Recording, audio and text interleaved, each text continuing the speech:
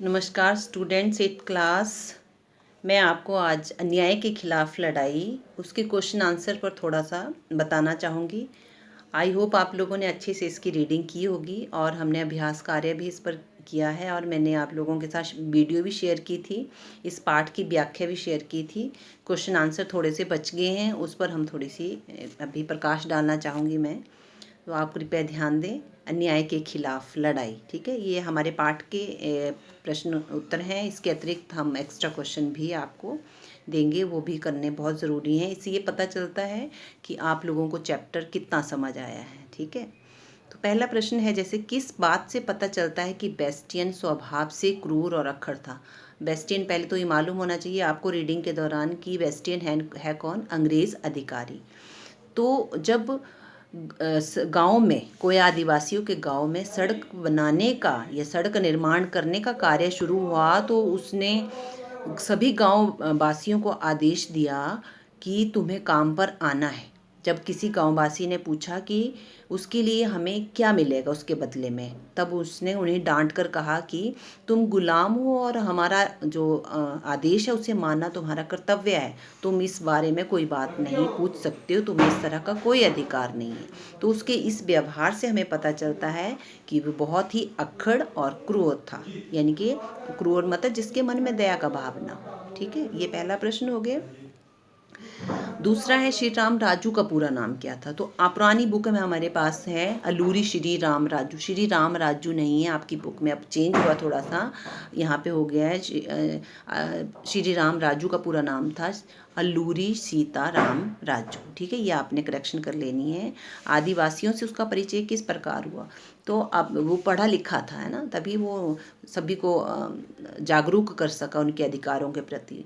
तो 10वीं की परीक्षा के बाद, 10वीं तक पढ़ाई करने के बाद वो सन्यासी बना गया। छोटी आयु में, 18 वर्ष की आयु में वो जंगलों में चला गया और ऐसे ऐसे घूमते घूमते कोई आदिवासियों के जंगलों में पहुंच गया। वहाँ उसकी मुलाकात कोई आदिवासियों से हुई और वहाँ पर उनकी समस्याओं को उसने देखा जाना और उनके साथ उनका सहयोग करने के लिए, उन्हें जागरूक करने के लिए उसने उन्हें कहा, ताकि अपने अधिकारों को पाने के लिए वो अंग्रेज़ों के खिलाफ एकजुट होकर संघर्ष कर सकें, ठीक है। तो नेक्स्ट है, श्री राम यानी कि सीताराम राजू की किस बात को सुनकर आदिवासियों में हिम्मत आई।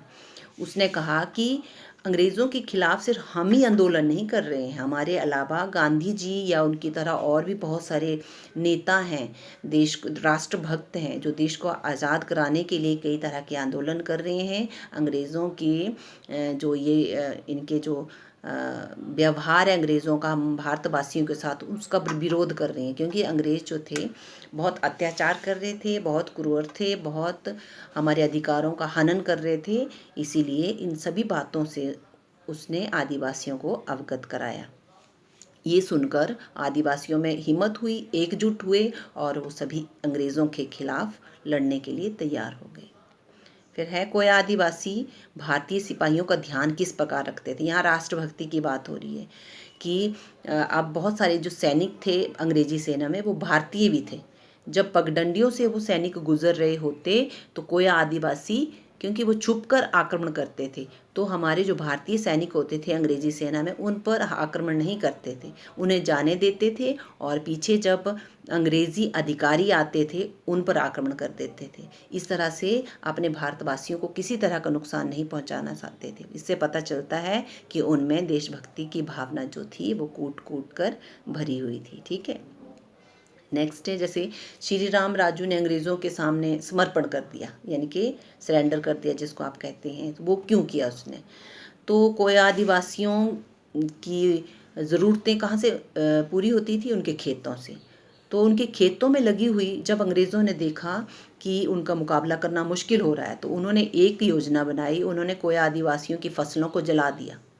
बाहर से जो राशन के लाने के रास्ते थे, आने जाने के रास्ते थे, वो बंद कर दिए गए। अब खेतों में आग लगा दी, उनकी फसलों को जला दिया, उन्हें भूखा मार कर अब मारने की योजना बनाई। तो ये बात जो थी, जो सीताराम राजू थे, उन्हें बहुत परेशान करने लगी कि मेरी वजह से इन लोगों को परेशानी हो रही है, क्योंकि अंग्रेज चाहते थे कि अगर सीताराम राजू समर्पण कर देगा, अपने आप को उनको सौंप देगा, तो वो उन लोगों को सताना बंद कर देंगे थे। तो उनकी भलाई के लिए सीताराम राजू ने आत्मसमर्पण कर दिया, ताकि लोग भूखे ना मरे और उनकी रोज़ी रोटी जो है, उनके खेतों में जो फसल है, उन्हें ना जलाए अंग्रेज़।